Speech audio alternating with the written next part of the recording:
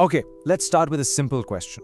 Just imagine, what if you woke up tomorrow and poof, सारे के सारे rules दुनिया से गायब हो गए?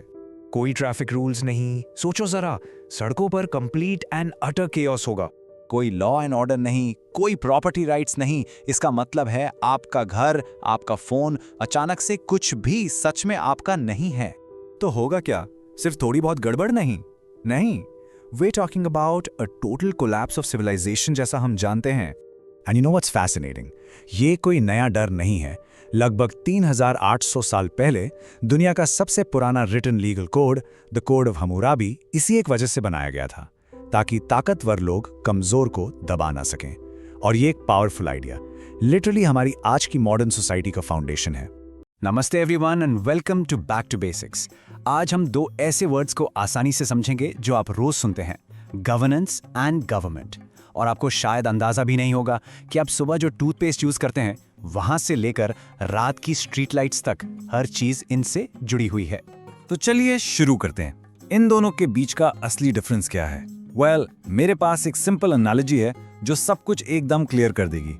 सोचो कि गवर्नमेंट आपके कंप्यूटर का हार्डवेयर है। वो फिजिकल चीजें जिनको आप देख सकते हो, टच कर सकते हो, जैसे पार्लियामेंट की building, ministers, police force, government offices. और गवर्नेंस वो है उस कंप्यूटर का सॉफ्टवेयर, वो सारे प्रोसेस, रूल्स और पॉलिसीज, वो कोड जो हार्डवेयर को चलाता है। उसके बिना हार्डवेयर बस एक डब्बा है। तो बेसिकली अगर गवर्नमेंट बॉडी है तो गवर्नेंस उसका ब्रेन है जो बताता है कि करना क्या है। और सुनो, गवर्नेंस सिर्फ देशों के लिए नहीं होती। Get this, even the internet has its own governance system. एक ऑर्गेनाइजेशन है जिसका नाम है ICANN, यानी internet corporation for assigned names and numbers. और ये सारे वेबसाइट नेम्स और एड्रेसेस को मैनेज करती है। सीरियसली, इसके बिना आप शायद ये एक्सप्लेनर देख ही नहीं पा रहे होते। आपको शायद लगता होगा कि गवर्नमेंट बस इलेक्शंस के टाइम जरूरी है, राइट? Think again. चलो देखते हैं कि गवर्नेंस का आपकी डेली लाइफ पर कितना बड़ा इनविजिबल असर होता है। चलो शुरू करते हैं आपके प्लेट के खाने से। वो जो FSSAI स्टैंडर्ड्स हैं, ये गवर्नेंस है जो इंश्योर करती है कि आपका खाना सेफ हो। आपकी घड़ी में टाइम, वो गवर्नमेंट की एटॉमिक क्लॉक से सिंक्ड है, तभी तो ट्रेन्स और फ्लाइट्स टाइम पर चलती हैं। यहाँ तक कि हवा जिसमें आप सांस लेते हो, पोल्यूशन कंट्रोल के लिए जो BS6 इंजन नॉर्म्स हैं, हाँ, वो भी गवर्नेंस है। और सबसे इंपॉर्टेंट, आपका घर, वो आपका घर सिर्फ इसलिए है क्योंकि एक लीगल सिस्टम यानी गवर्नेंस आपकी ओनरशिप को प्रोटेक्ट करता है। इसके बिना कोई भी आकर उस पर कब्जा कर सकता है। लेकिन क्या गवर्नेंस हर जगह सेम होती है? बिल्कुल नहीं। चलो अब कुछ रियल वर्ल्ड एग्जांपल्स देखते हैं कि ये कितनी अलग हो सकती है। ये देखो, ये है एस्टोनिया, जिसे डिजिटल रिपब्लिक भी कहा जाता है। और इसका कारण, यहाँ 99% गवर्नमेंट सर्विसेज ऑनलाइन है। आप 5 मिनट में कंपनी रजिस्टर कर सकते हो, आप अपने फोन से घर बैठे वोट कर सकते हो। ये ई-गवर्नेंस का एक ब्रिलियंट एग्जाम्पल है। अब इसके दूसरी तरफ एक कॉन्सेप्ट है जिसे कहते हैं ट्रेजेडी ऑफ द कॉमन्स। ये तब होता है जब शेयर्ड रिसोर्सेज जैसी जंगल या पानी के लिए कोई गवर्नेंस नहीं होती, तो हर कोई अपने फायदे के लिए उसे इतना यूज करता है कि वो रिसोर्स सबके लिए ही खत्म हो जाता है। ये एक क्लासिक प्रॉब्लम है और हिस्ट्री में ईस्टर आइलैंड जैसी पूरी सोसाइटीज इसकी वजह से कोलैप्स हो गई। तो सवाल उठता है, एक अच्छी गवर्नेंस क्या होती है?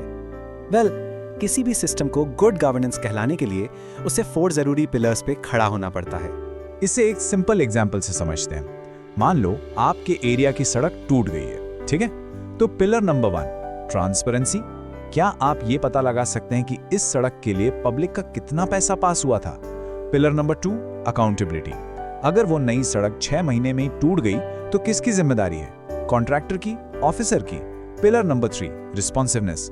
जब आप कंप्लेंट करते हैं तो क्या कोई सुनता है और एक्शन लेता है? और आखिर में सबसे बड़ा pillar number 4, rule of law. क्या कानून सबके लिए बराबर है या कोई पावरफुल कॉन्ट्रैक्टर बच जाएगा? जब ये चारों पिलर्स एक साथ काम करते हैं तब बनती है गुड गवर्नेंस। सिस्टम को ब्लेम करना बहुत आसान होता है, लेकिन सच ये है कि एक स्ट्रॉन्ग गवर्नमेंट सिस्टम सिटीजन्स की पार्टिसिपेशन के बिना बन ही नहीं सकता। तो अब सबसे इंपॉर्टेंट पार्ट आता है, इस सब में आपका रोल क्या है? इसके लिए 3 सिंपल लेकिन पावरफुल स्टेप्स हैं। पहला, फैक्ट चेक इंफॉर्मेशन। गलत खबरें गुड गवर्नेंस के लिए जहर जैसी हैं, वो पूरे सिस्टम को कमजोर कर देती हैं। दूसरा, पार्टिसिपेट लोकली। सिर्फ बड़े नेशनल इलेक्शंस पर फोकस मत करो, अपने लोकल वार्ड या पंचायत मीटिंग्स में इंटरेस्ट लो। असली बदलाव अक्सर वहीं से शुरू होता है। और तीसरा, और ये बहुत जरूरी है, practice civic sense. Traffic rules follow करना, कचरा सही जगह फेंकना, आप इसे माइक्रो गवर्नेंस समझ सकते हैं। अगर हम अपना छोटा सा पार्ट ठीक से नहीं कर सकते तो हम बड़े सिस्टम से कैसे कुछ एक्सपेक्ट करें। तो जैसा कि आप देख सकते हैं, गवर्नेंस कोई टेक्स्ट बुक का बोरिंग टॉपिक नहीं है। ये वो इनविजिबल फ्रेमवर्क है, वो ऑपरेटिंग सिस्टम जो एक सिविलाइज्ड सोसाइटी को पूरी तरह से केओस से अलग करता है। जाने से पहले एक सवाल आपके लिए, आपके हिसाब से हमारे देश में वो कौन सा एक रूल है जो सबसे ज्यादा तोड़ा जाता है? नीचे कमेंट्स में मुझे जरूर बताइए। Thanks for joining us on back to basics. Stay aware and stay responsible.